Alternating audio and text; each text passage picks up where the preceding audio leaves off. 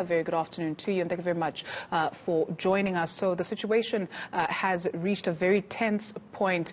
Just tell us, in terms of the role of SARS in Nigeria, why it is that we find ourselves here where people are so enraged.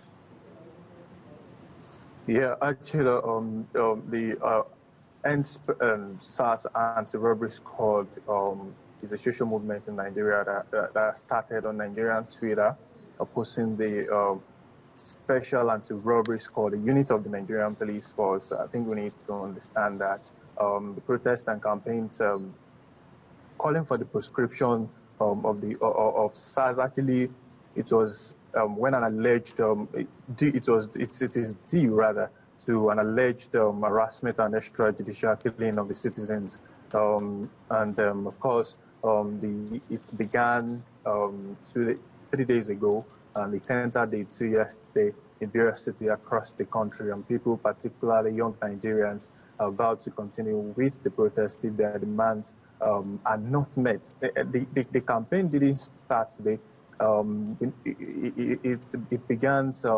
It started years back, but it was again triggered after an online trending video showed a SARS police officer allegedly, shooting the young Nigerian. He allegedly took away the young man's. They allegedly took away the young man's vehicle at the front end of an hotel somewhere in Delta State. So the protest is gaining momentum, and the youths are saying no. This has to stop, and they are saying they are even saying they don't want a reform. What they want is the total, prescription of the SARS, which was meant.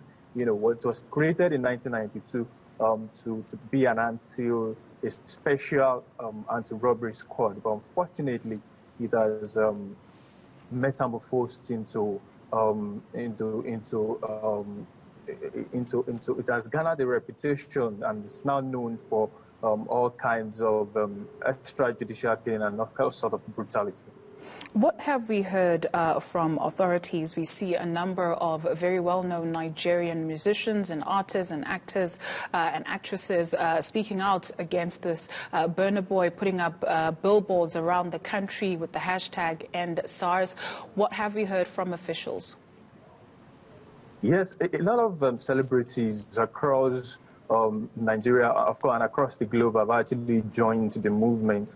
And they are lending their voice to the movement. They are saying they are supporting the scrapping of the unit of the Nigerian police force. Well, the president has reacted. President Muhammadu Buhari on Friday actually promised police reform. But people are saying that they don't want a reform. Don't reform SARS. Yes, we can reform the whole police force. Then don't reform SARS. End SARS. It is just a unit it is just a unit of the Nigerian police force. Then, after we have ended SARS, then we can now begin to talk about reform, the police reform. The President Buhari has said that he's not deterred, that the protester is still committed, that his administration is still committed to actually upholding, the rights of all citizens. And President Buhari, he promised that there's going to be immediate that he promised that there will be immediate reform. He has instructed the IG, Inspector General of Police, and they were in a meeting even with the vice president, and they are saying hopefully they are actually hammering more on police reform, which the youth are saying no, it is not the reform that we want, because this is the fourth time. It is not this unit has been banned before. The SARS unit was suspended on Sunday, and groups such as Amnesty International and even other group, the youth are saying that yes, you have banned this. You have banned this unit of the Nigerian police force 4 times in 4 years, and people are not having it anymore. They are saying that no, there's a kind of distrust in the system, and they are afraid that even the IGPs or the president has given the IGPs order, but the order may again be flouted, and the officers will return to their usual practice. So they are saying even after, yes, you have if yes, you are saying that you want a reform. Yes, you are saying we don't just want we don't just want you to say it on paper. We want abolition. Abolish these units of Nigerian police force. And let's now talk about reform. And that is when we shall begin. And the people say that is when we can now begin to have a discussion and begin to take it serious. This latest incident happened in southern Delta State.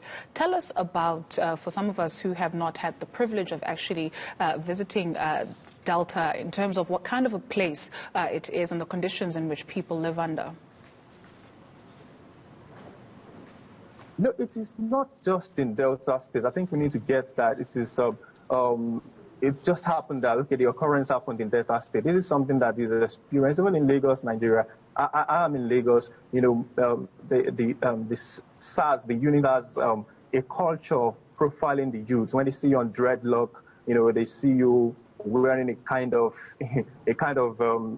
once like people say on social media, once you just look good and they see you on dreadlock and you have tattoo on your body, they profile you, and probably you have a laptop. There have been a lot of tech guys, that they are just going on their normal business, tech entrepreneurs, and they've been harassed several times. It does not matter where you are in Nigeria, whether it is in Delta State it's one of the states in the Niger, in the south, and in the Niger Delta, and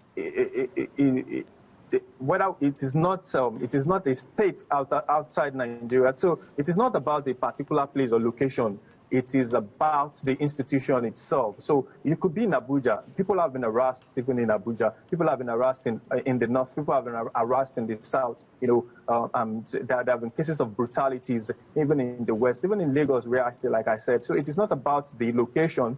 It is about the institution itself that needs to be abolished. And of course, after the abolition, then we now begin to talk about the police reform in Nigeria. Thank you very much, Abel Kolade. And of course, before we let you go, today is Native Dress Day in Nigeria, and we see you looking all dapper. So have a good one in terms of festivities there where you are. Abel Kolade is the editor of Lagos State Radio in Nigeria.